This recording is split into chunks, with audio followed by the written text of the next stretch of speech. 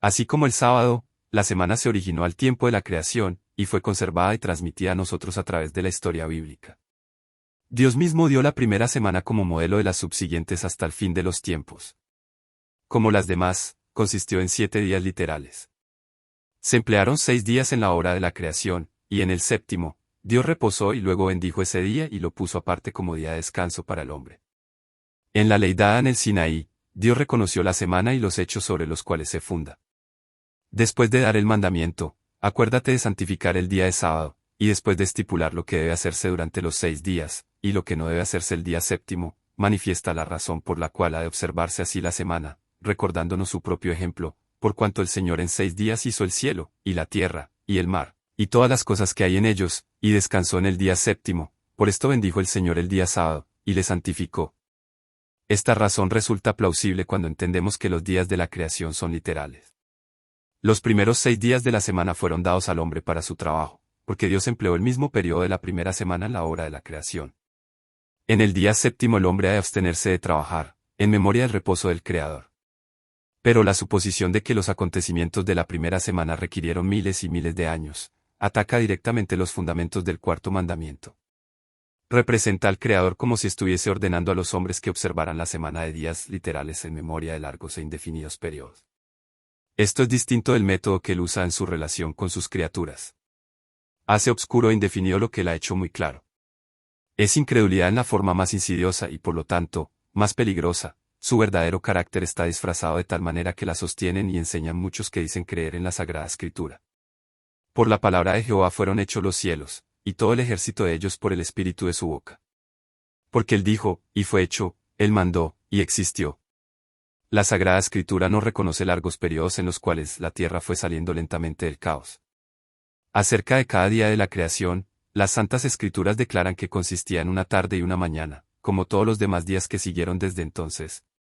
Al fin de cada día se da el resultado de la obra del Creador.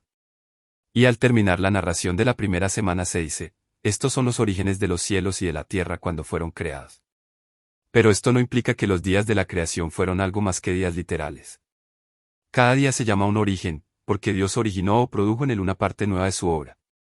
Los geólogos alegan que en la misma tierra se encuentra la evidencia de que esta es mucho más vieja de lo que enseña el relato mosaico. Han descubierto huesos de seres humanos y de animales, así como también instrumentos bélicos, árboles petrificados, etc., mucho mayores que los que existen hoy día, o que hayan existido durante miles de años, y de esto infieren que la tierra estaba poblada mucho tiempo antes de la semana de la creación de la cual nos habla la Escritura, y por una raza de seres de tamaño muy superior al de cualquier hombre de la actualidad. Semejante razonamiento ha llevado a muchos que aseveran creer en la Sagrada Escritura a aceptar la idea de que los días de la creación fueron periodos largos e indefinidos. Pero sin la historia bíblica, la geología no puede probar nada. Los que razonan con tanta seguridad acerca de sus descubrimientos, no tienen una noción adecuada del tamaño de los hombres, los animales y los árboles antediluvianos, ni de los grandes cambios que ocurrieron en aquel entonces. Los vestigios que se encuentran en la Tierra dan evidencia de condiciones que en muchos respectos eran muy diferentes de las actuales, pero el tiempo en que estas condiciones imperaron solo puede saberse mediante la Sagrada Escritura. En la historia del diluvio, la inspiración divina ha explicado lo que la geología sola jamás podría desentrañar. En los días de Noé, hombres, animales y árboles de un tamaño muchas veces mayor que el de los que existen actualmente, fueron sepultados y de esa manera preservados para probar a las generaciones subsiguientes que los antediluvianos perecieron por un diluvio. Dios quiso que el descubrimiento de estas cosas estableciese la fe de los hombres en la historia sagrada, pero estos, con su vano raciocinio, caen en el mismo error en que cayeron los antediluvianos, al usar mal las cosas que Dios les dio, para su beneficio, las tornan en maldición.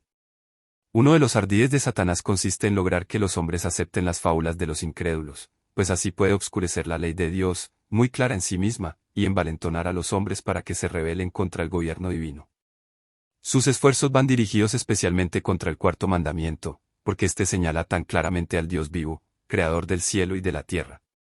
Algunos realizan un esfuerzo constante para explicar la obra de la creación como resultado de causas naturales, y en abierta oposición a las verdades consignadas en la Sagrada Escritura, el razonamiento humano es aceptado aún por personas que se dicen cristianas. Hay quienes se oponen al estudio e investigación de las profecías, especialmente las de Daniel y del Apocalipsis, diciendo que estas son tan obscuras que no las podemos comprender. No obstante, estas mismas personas reciben ansiosamente las suposiciones de los geólogos, que están en contradicción con el relato de Moisés.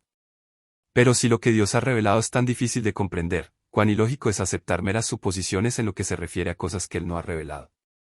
Las cosas secretas pertenecen a Jehová nuestro Dios, mas las reveladas son para nosotros y para nuestros hijos por siempre. Nunca reveló Dios al hombre la manera precisa en que llevó a cabo la obra de la creación. La ciencia humana no puede escudriñar los secretos del Altísimo. Su poder creador es tan incomprensible como su propia existencia.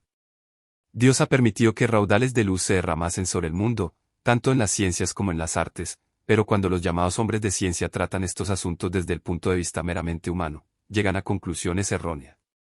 Puede ser inocente el especular más allá de lo que Dios ha revelado, si nuestras teorías no contradicen los hechos de la Sagrada Escritura, pero los que dejan a un lado la palabra de Dios y pugnan por explicar de acuerdo con principios científicos las obras creadas, flotan sin carta de navegación, o sin brújula, en un océano ignoto. Aun los cerebros más notables, si en sus investigaciones no son dirigidos por la palabra de Dios, se confunden en sus esfuerzos por delinear las relaciones de la ciencia y la revelación. Debido a que el Creador y sus obras les resultan tan incomprensibles que se ven incapacitados para explicarlos mediante las leyes naturales, consideran la historia bíblica como algo indigno de confianza.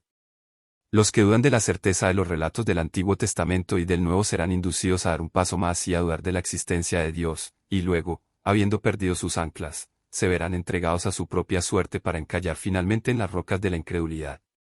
Estas personas han perdido la sencillez de la fe. Debería existir una fe arraigada en la divina autoridad de la santa palabra de Dios. La Sagrada Escritura no se ha de juzgar de acuerdo con las ideas científicas de los hombres. La sabiduría humana es una guía en la cual no se puede confiar. Los escépticos que leen la Sagrada Escritura para poderse utilizar acerca de ella, pueden, mediante una comprensión imperfecta de la ciencia o de la revelación, sostener que encuentran contradicciones entre una y otra, pero cuando se entienden correctamente, se las nota en perfecta armonía. Moisés escribió bajo la dirección del Espíritu de Dios, y una teoría geológica correcta no presentará descubrimientos que no puedan conciliarse con los acertos así inspirados. Toda verdad, ya sea en la naturaleza o en la revelación, es consecuente consigo misma en todas sus manifestaciones. En la palabra de Dios hay muchas interrogaciones que los más profundos eruditos no pueden contestar. Se nos llama la atención a estos asuntos para mostrarnos que, aun en las cosas comunes de la vida diaria, es mucho lo que las mentes finitas, con toda su jactanciosa sabiduría, no podrán jamás comprender en toda su plenitud. Sin embargo, los hombres de ciencia creen que ellos pueden comprender la sabiduría de Dios, lo que Él ha hecho y lo que puede hacer. Se ha generalizado mucho la idea de que Dios está restringido por sus propias leyes.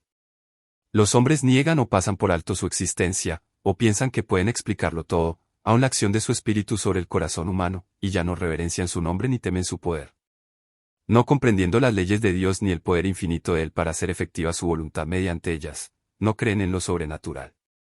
Comúnmente, la expresión leyes de la naturaleza abarca lo que el hombre ha podido descubrir acerca de las leyes que gobiernan el mundo físico, pero cuán limitada es la sabiduría del hombre, y cuán vasto el campo en el cual el Creador puede obrar, en armonía con sus propias leyes, y sin embargo, enteramente más allá de la comprensión de los seres finitos.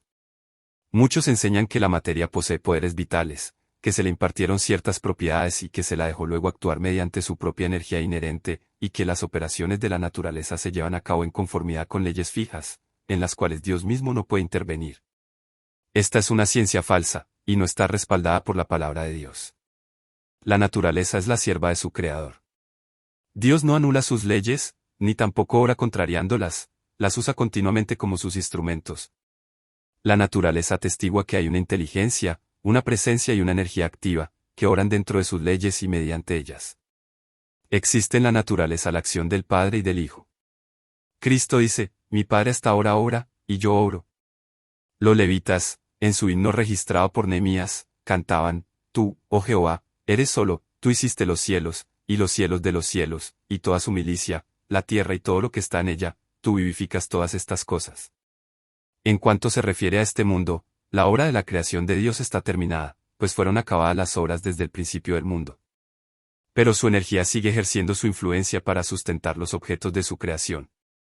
Una palpitación no sigue a la otra, y un hálito al otro, porque el mecanismo que una vez se puso en marcha continúa accionando por su propia energía inherente, sino que todo hálito, toda palpitación del corazón es una evidencia del completo cuidado que tiene de todo lo creado aquel en quien vivimos, y nos movemos, y somos. No es en virtud de alguna fuerza inherente que año tras año la tierra produce sus abundantes cosechas y que continúa su movimiento alrededor del sol. La mano de Dios dirige los planetas, y los mantiene en su puesto en su ordenada marcha a través de los cielos. Él saca por cuenta su ejército, a toda llama por sus nombres, ninguna faltará, tal es la grandeza de su fuerza, y su poder y virtud. En virtud de su poder la vegetación florece, aparecen las hojas y las flores se abren. Es Él quien hace a los montes producir hierba, por su poder los valles se fertilizan. Todas las bestias de los bosques piden a Dios su alimento, y toda criatura viviente, desde el diminuto insecto hasta el hombre, dependen diariamente de su divina providencia. Según las hermosas palabras del salmista, todos ellos esperan en ti, para que les des su comida a su tiempo. Les das, recogen, abres tu mano, se hartan de bien. Su palabra controla los elementos, Él cubre los cielos de nubes y prepara la lluvia para la tierra. Él da la nieve como lana, derrama la escarcha como ceniza. A su voz se da muchedumbre de aguas en el cielo, y hace subir las nubes de lo postrero de la tierra, hace los relámpagos con la lluvia, y saca el viento de sus depósitos. Dios es el fundamento de todas las cosas. Toda verdadera ciencia está en armonía con sus obras, toda verdadera educación nos induce a obedecer a su gobierno. La ciencia abre nuevas maravillas ante nuestra vista, se remonta alto, y explora nuevas profundidades, pero de su búsqueda no trae nada que esté en conflicto con la divina revelación. La ignorancia puede tratar de respaldar puntos de vista falsos con respecto a Dios valiéndose para ello de la ciencia, pero el libro de la naturaleza y la palabra escrita se iluminan mutuamente. De esa manera somos inducidos a adorar al Creador, y confiar con inteligencia en su palabra. Ninguna mente finita puede comprender plenamente la existencia, el poder, la sabiduría, o las obras del infinito. El escritor sagrado dice, alcanzarás tú el rastro de Dios. Llegarás tú a la perfección del Todopoderoso. Es más alto que los cielos, ¿qué harás? Es más profundo que el infierno, ¿cómo lo conocerás? Su dimensión es más larga que la tierra, y más ancha que la mar. Los intelectos más poderosos de la tierra no pueden comprender a Dios. Los hombres podrán investigar y aprender siempre, pero habrá siempre un infinito inalcanzable para ellos. Sin embargo, las obras de la creación dan testimonio de la grandeza y del poder de Dios. Los cielos cuentan la gloria de Dios, y la expansión denuncia la obra de sus manos. Los que reciben la palabra escrita como su consejera encontrarán en la ciencia un auxiliar para comprender a Dios. Porque las cosas invisibles de Él, su eterna potencia y divinidad, se echan de ver desde la creación del mundo, siendo entendidas por las cosas que son hechas.